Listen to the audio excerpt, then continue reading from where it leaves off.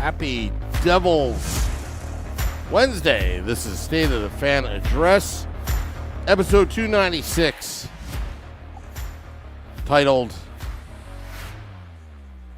Rest in Peace, Ray Shero. Streaming live on Facebook Live, YouTube Live, X Live, and Twitch on the Let's Go Devils Network. Coming to you live from the Primetime Radio Studios from North and South Jersey. I'm your host, Sam Wu, here with Nick Villano of pucksandpitchforks.com. Sad news coming over around, I think, 1 p.m. Eastern today. I think the press release, I think it was the Minnesota Wild that put it out there, that former Devils GM, also with Pittsburgh Penguins as well, Ray Shero passed away at the age of 62. Yeah, I mean, listen, we haven't learned what happened, and we might never. It's not owed to us, but I wrote an article last year trying to analyze why Ray Shero hadn't gotten another job. And I asked around just to kind of get context, not to put into the article, but to get context going into the article. And a lot of what I heard was he's just happy with where he's at. He's happy with the Minnesota job. He's happy kind of mulling around. You heard his name kind of in passing for a couple of jobs. I believe, was his name brought up for the Philly job before Briere got it? Anyway, it doesn't matter. I know his name came up for like one or two jobs, but not a lot. Like he hasn't come up as much as Peter Chiarelli, who we know is a bad GM. So it was a very confusing situation, especially now looking today, especially at his draft prowess. I mean, his hit rate is high for a guy who got fired after 5 years. So he's a guy who was incredibly smart. He was a great scout, and that's the thing is that I've talked to people who were in the room for that 2017 draft where it was Hischier, and a lot of people were like, looking back at it, it's a loss, and I disagree. I love Nico Hischier. I think he's invaluable to the New Jersey Devils, but he was one of the only people I've ever heard who even considered Cale Makar at first overall. And, it proved that the conversation was worthwhile. Everybody was talking about Miro Heiskanen in that draft. And you look back at, you got Jesper Bratt in the 6th round, it's going to be his legacy. That's just one of the best picks of all time. But, you look at the NHLers that he got in the 2nd, 3rd, 4th, 5th, 6th round. Igor Sharangovich was the 5th round. Akira Schmid was the 4th round. Fabian Zelin was the 3rd round. Even Nathan Bastian, say what you want about him. Getting a 2nd round pick and a guy who's in the lineup every night is, a lot of people can't do that. The hit rate on 2nd round picks is terrible. This is a guy who set the legacy for the Devils. If the Devils win a Stanley Cup, it's because of Ray Shero. If he picked Nolan Patrick over Nico Hischier, I think think about where we'd be today. We probably missed the playoffs this year again. Nico Hischier is that invaluable to this team. And I see his fingerprints all over his team. And here's the thing is that, when somebody dies, you only hear the good. I noticed this when Al Davis passed away, that everybody made fun of Al Davis beforehand, but he passes away, and he's this legacy man, and that's how it should be when somebody does. But I just asked around about Shero because I've just been curious about I think his legacy is getting a reprieve because he mentored Tom Fitzgerald, and Fitzgerald is I think he's doing a bang up job in New Jersey. He had this great draft prowess. He made a lot of really good moves. And you think about the moves that didn't work in New Jersey, and it's kind of just either bad luck or just a product of circumstance. The only thing I could ever really blame him for is sticking with his guy, John Hines. And, that's kind of like how they work, right? You could say the same thing about Fitzgerald last year with Lindy Ruff, like sticking with his guy for too long, um, and it ended up being his downfall. He ended up getting fired in the same season as John Hines, and the COVID happened. He never got another job, and it's. I'm talking about the man's legacy. The man's legacy is I mean, he's got fingerprints all over the league now, because the guys he drafted, he built the Pittsburgh Penguins to win multiple cups, right? Like a lot of like Matt Murray was his draft pick. He was the guy who drafted Matt Murray, who helped them win 2 cups. He was the guy who drafted a lot of those guys that went on to be really good players for the Pittsburgh Penguins. He made trades that really helped the future of the Pittsburgh Penguins. He comes to New Jersey. He makes the really hard decision that Lou Lamoriello couldn't make. Lou Lamoriello did not want to rebuild, and this roster was shot. Lou Lamoriello was trying his best to rebuild on the fly, but he just the draft picks he did have were failures, and the signings he was making were not working out. And I think that's also the product of bad luck. Like Camilleri, I thought should have been better, and he was bad. Michael Ryder was a guy I really liked, and he was bad.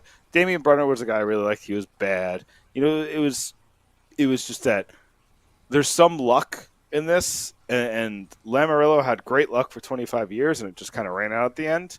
And then mix that with bad draft picks, and the Devils were in a bad way when Ray Shero took it over. But Ray Shero had the luxury of an ownership that was a little hands-off and let him kind of do his thing. You end up with Nico Hischier, and then you get the gift of the Jack Hughes pick. And then, to me, Sam, his biggest legacy with the Devils is Taylor Hall. And I'm going to write about this tonight. I'm going to write about this right after the podcast, because it's an important story when it comes to legacy of Ray Shero, and I don't think it's going to get told like it should. Taylor Hall got traded here, and he was push and bust status hard. He had that first season here, and people don't talk about this. His first season wasn't good. Like 58 points or something like that. Like, it was fine, but it wasn't good. Like, he wasn't an offensive superstar. And then Ray Shero sat him down and gave him the business and said, listen, do you want to get traded again? And Taylor Hall, sat back in his chair and, had a realization. And Ray Shero was known as a hard-nosed guy, but in a way that really resonated with a lot of people. And Taylor Hall changed the narrative around his entire career. If Taylor Hall doesn't have that Hart Trophy season, he's considered one of the worst first overall picks, maybe ever, but definitely in this era, right? Like, the impact that he had on that man's career and Taylor Hall's legacy is, I can't think of another player who's he's impacted more. So I'm going to write about that tonight. That's going to be my story. I wrote the news, or just the sad news, and it goes without saying, 62, way too young to have such a promising. He should be alive for 20 more years. So to have his life end at such a devastatingly, a young age, to have your life end after working so hard to get to the pinnacle of the sport, right? I think GM is the highest job you can have in sports. It's just sad. It's very sad. I got some thoughts about Ray Shero. He was part of the management team for USA Hockey, I believe, in 2010 and 2014. Let's go back in time. His dad, Fred Shero, was the coach of the Philadelphia Flyers, the Broad Street Bullies, when growing up. That's Ray Shero is a big part of the Philadelphia Flyers community growing up, in the late 60s and 70s. A lot of the players' kids, they're a very close-knit community, the Flyers Alumni Association, but even the children. I believe Bernie Perrant's daughter started a podcast, and I think one of her first guests was Ray Shero. and they talked about like when you heard Ray Shero on that podcast, it wasn't Ray Shero the GM, it was Ray Shero the human being, and they were laughing at old times, what they used to do as kids and all that. It was pretty interesting. I think it was one of the first 2 or 3 episodes of that podcast. Forgot what the podcast name was, but Fred Shero, who I had to do research on, because as you know, I'm very good friends with Bill Clement, who played under Fred Shero, Ray Shero's dad. And, I think there's a lot of similarities. I think Bill Clement said to me that I think he has his dad's hockey mind, but his mom's high IQ. And that served him very, very well. And when Ray Shero became the GM of the New Jersey Devils, at the time I'm thinking, well, how hard is it, as a fan you're talking, how hard is it to win the Stanley Cup with Sidney Crosby and, that rigged draft and all that kind of stuff? And he said, Sam, he's like, you're going to love Ray Shero, because what he's going to do, the Devils, and even Bill Clement said, they are far out of getting back in the playoffs. And at the time, it was 2015.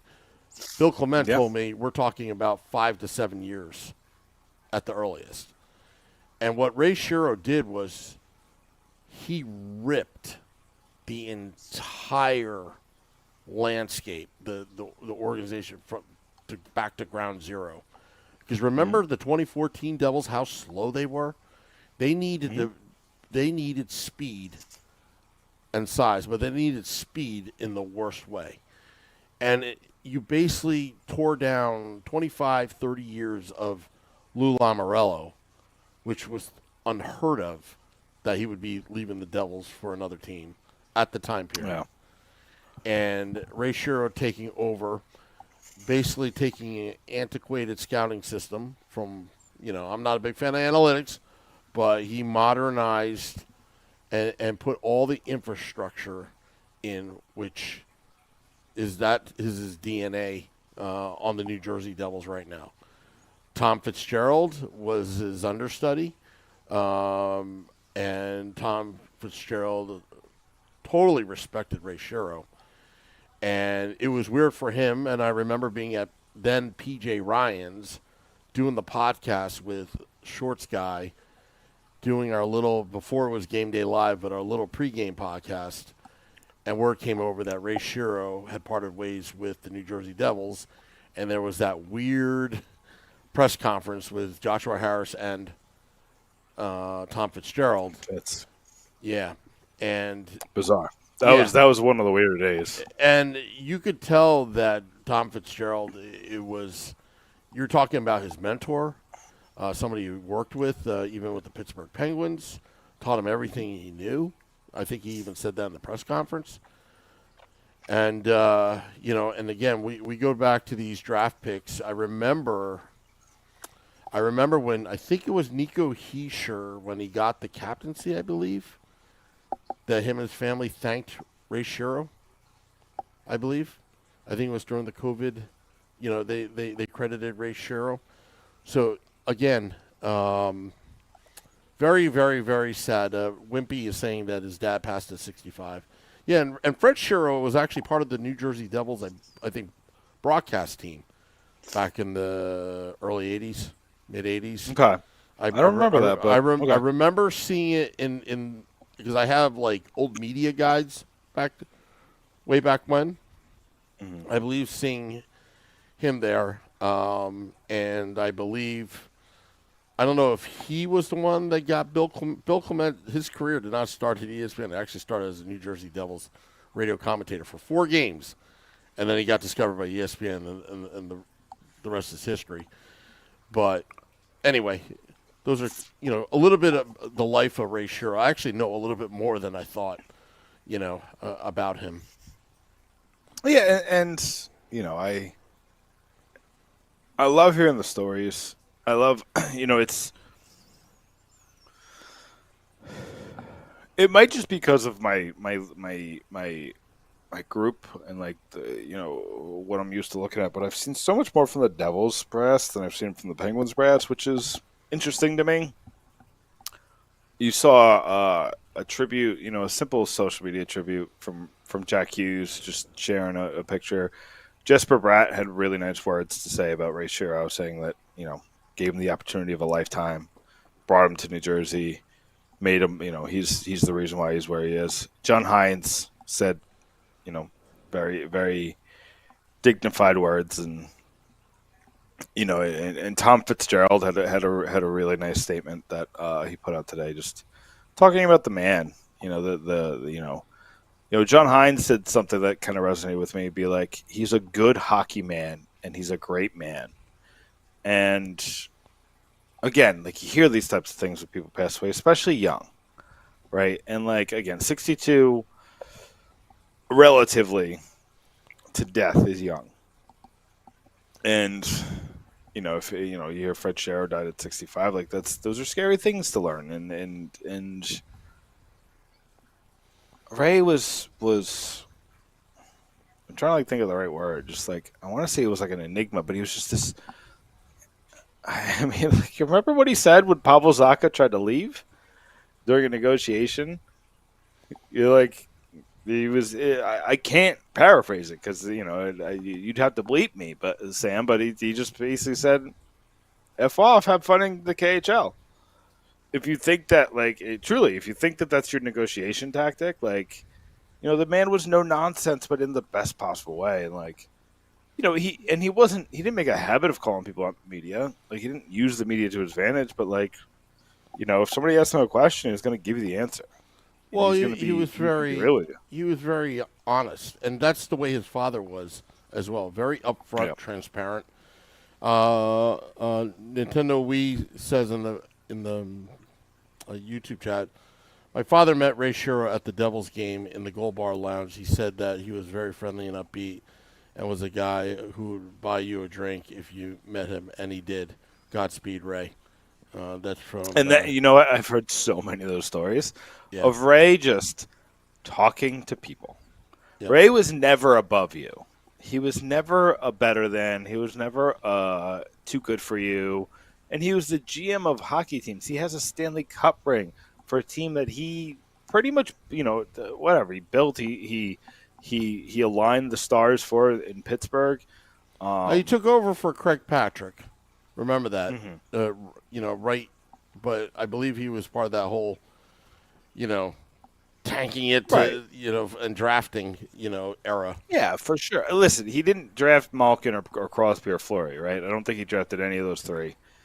And those are the pillars, of course. But you still got to build around the pillars. You know what I mean? And that's like, it's almost like Fitzgerald's role, right? Like he gave Fitzgerald, Heischer, Hughes, and Bratt. Now build around these pillars. And that's what Fitzgerald's doing. You got to, and there's credit. It's kind of funny that he won the Stanley Cup in Pittsburgh for a guy who built the pillars for him and he built around him.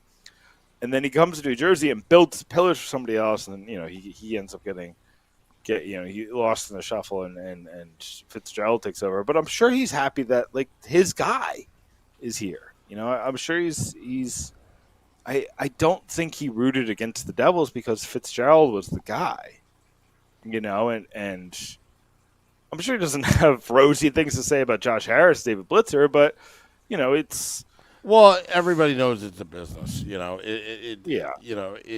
They technically did not fire him. They parted ways, according to the press release. And, think about it. You talk about the Nico Hischier 2017 draft. What about 2019? You got Jack Hughes, but there was a lot of noise about Capo Caco. That would have been devastating if he made that mistake and got that wrong. But I would say for the most part, you can make an argument about the 2017 draft. To be honest with you, I thought the Colorado Avalanche got screwed by being fourth overall. But I think what goes around comes around. They may have gotten screwed, but you know what? They did get Kel McCarr. And I don't think anybody is complaining about that. Things happen for a reason, I guess. But Nico Hischier is no slouch. It's a lottery system. a lottery system, like nobody's getting screwed. You know what you know you're getting going into it. You could, but weren't they the fourth. worst? Like, weren't they worst of the worst? That Oh season? yeah, but that's the situation on hand. It's a lottery system, and it's not a good one. I think what do you have like? It's like 20% to get the first overall pick, right? That's not a lot. Yeah, but to fall to 4, they had the most ping pong balls. I get it. It's not likely, but it's far from impossible. It's pretty close to possible, you know. So, and here's the thing. I wanna kind of end this because I want to quickly talk about clinching because that's coming up, and I just want to check the scores real quick. We'll do that in a second. I just want to circle back and just close this out. I think in death, I think Shero's going to get a lot rosier look at his legacy, but I think that should have happened already. I look at Ray Shero, especially his impact on the Devils. He was here for such a short time relative to what GMs are.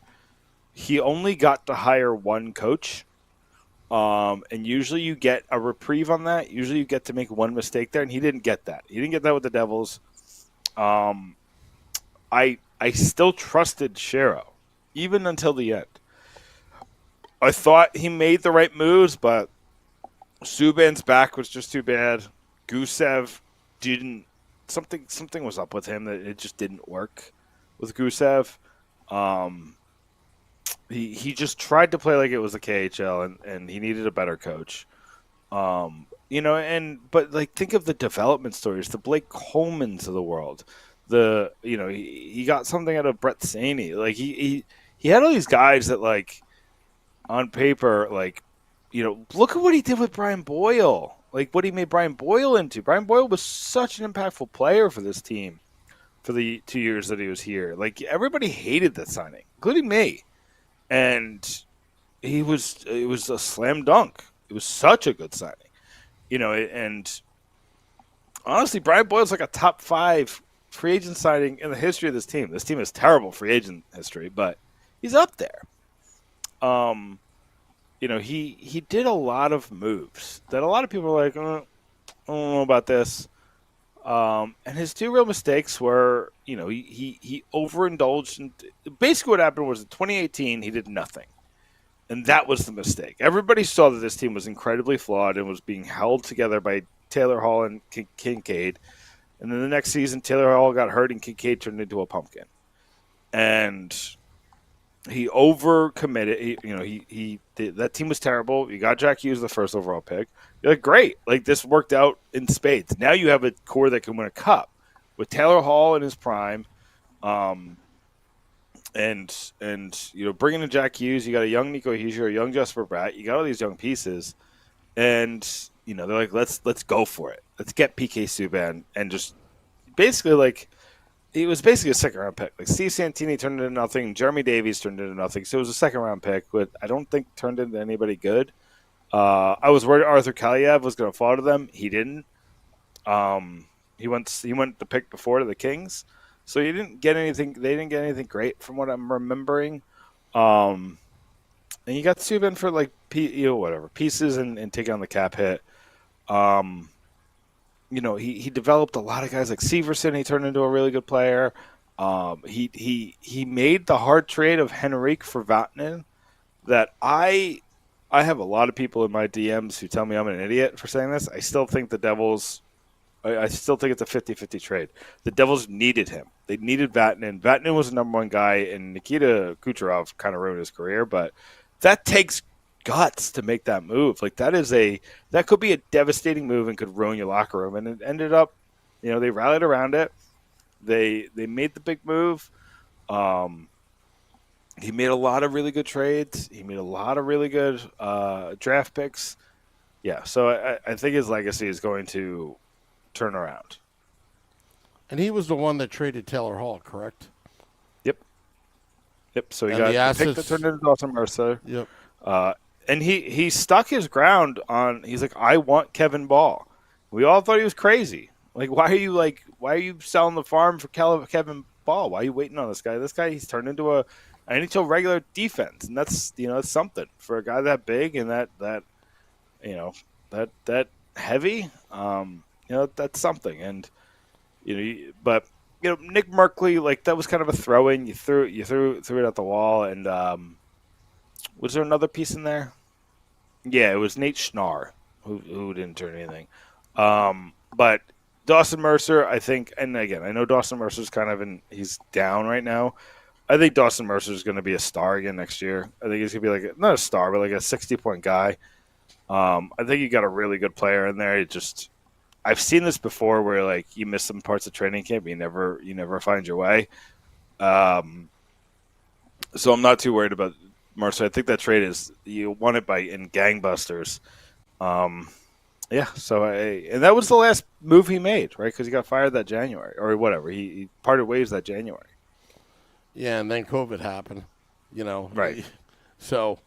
Well, even before that, Fitzgerald was making trade. He traded Coleman before that. I think that's when he traded Boyle, or maybe Boyle was traded the year before. But I know he traded Coleman. Then he traded a couple other guys. Vatanen, I think, is when they traded Vatanen. I might be wrong there, but the timelines might not be perfect. But yeah, I think it's right. And I will say, I tried really hard to get him on the podcast after all that went down.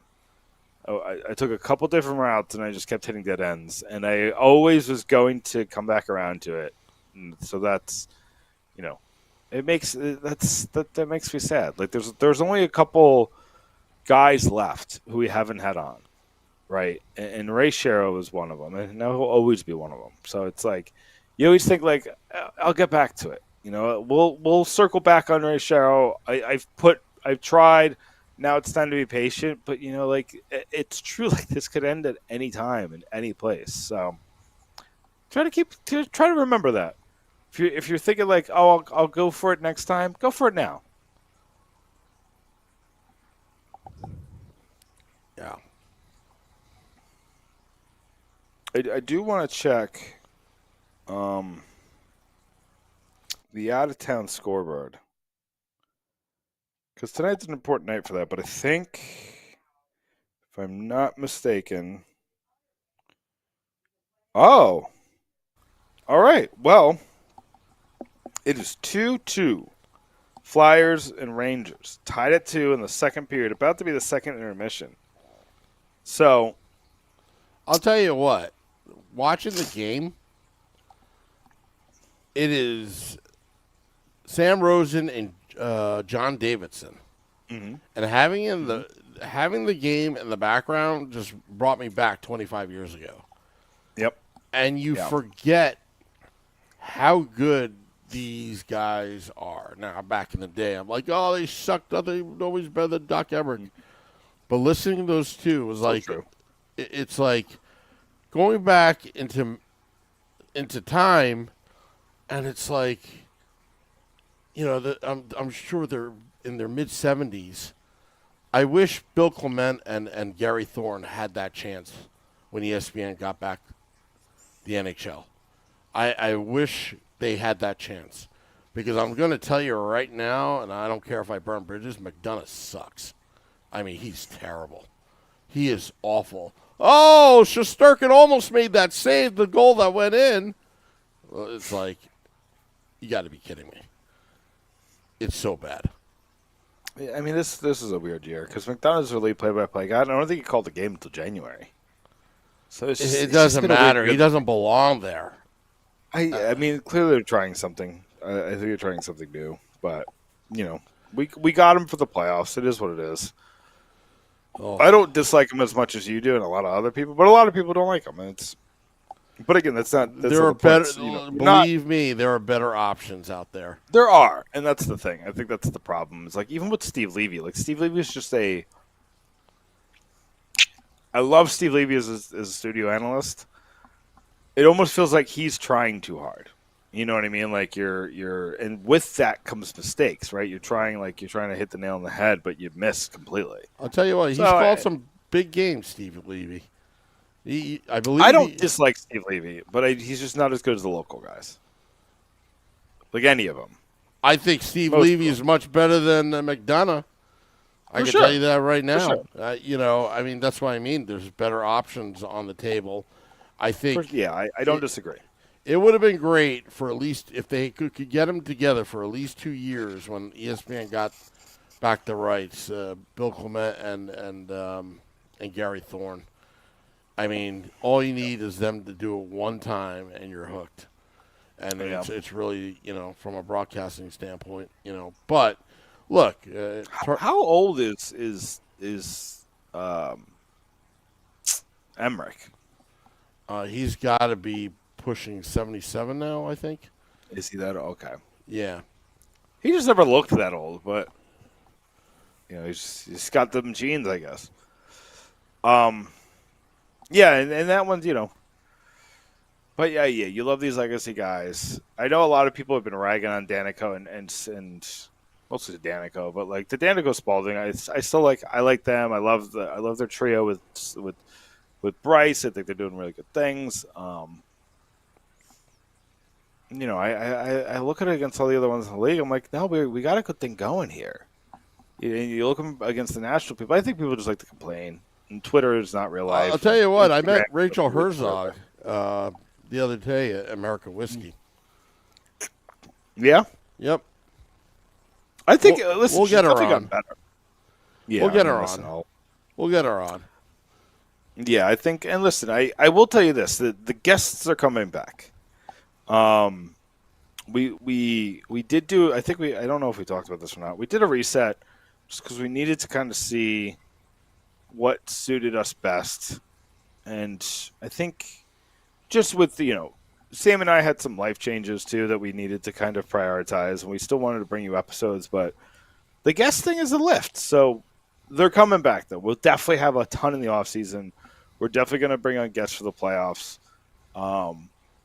That's coming back. And also, like, people haven't seen me in their inbox in like a year. So they're no longer sick of me asking. So I think we're going to get people who are really excited to talk again, talk Devils hockey. Yeah. I mean, the playoffs, we're 1 point away, I guess, or maybe we can clinch tonight. I don't know. But we can clinch tonight. I was going to get over this. We can clinch tonight. If the game goes to a shootout, we're in the playoffs.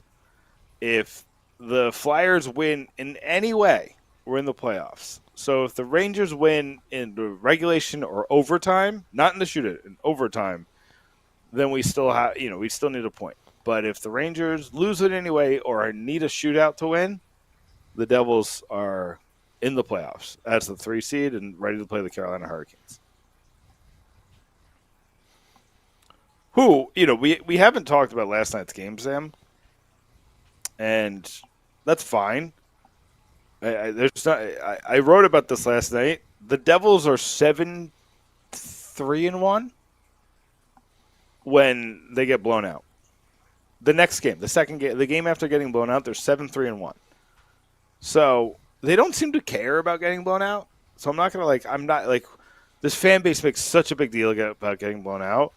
I got news for you, Sam. We've been blown out twice, 12 times this season. 12 times we've lost by at least 3 goals. Carolina's been blown out 13 times. Toronto's been blown out 15 times. I think the past 15 years of Devils hockey, or whatever, the past 13 years of Devils hockey has just jaded this fan base. And I hate ragging on the fans, but and again, Twitter's not real life, so maybe it's not as negative, but I just see it so much negativity. This team is not getting blown out as much as other playoff teams. They're not getting blown out as much as the team they're facing. And the team they're facing, Sam, the Boston Bruins were like 1-10-1 in the last 12 going into last night's game. That one win was against Carolina. So we're keeping pace in terribleness with the team that we're facing. I think Carolina lost to Buffalo last night. So it's not, if it's a suck fest in the first round of the playoffs and the Devils get out of the first round, massive success. This season's a massive. If you get out of the first round without Jack Hughes, massive success. Yeah. Well, I want to see some playoff games. I think they could get through Carolina. I want to see Sheldon Keefe bring a team to the second round of the playoffs. There's a lot of monkeys that you need to get off your back. I think this team is capable to be in the Eastern Conference Finals, and I'll stick with that. Yeah, I don't disagree. Capable, I don't disagree. I think they could beat Washington, or would it be Montreal or Ottawa? Montreal, right? Because Ottawa's set to face the Maple Leafs. So I think they could beat either of those teams. Yeah. And Timo Meier, he's looking good. He's looking very good.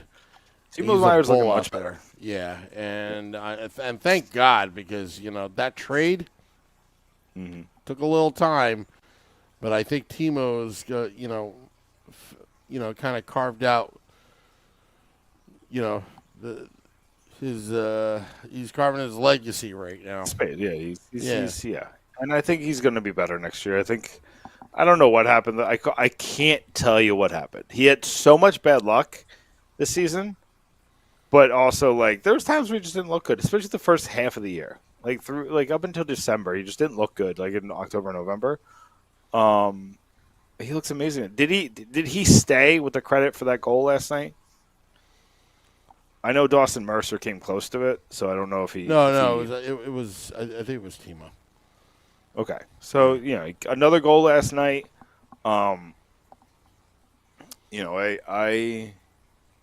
here's the thing, Sam, is that Andre Palat is a playoff player and might build a legacy in the playoffs. Eric Holla was a playoff player. I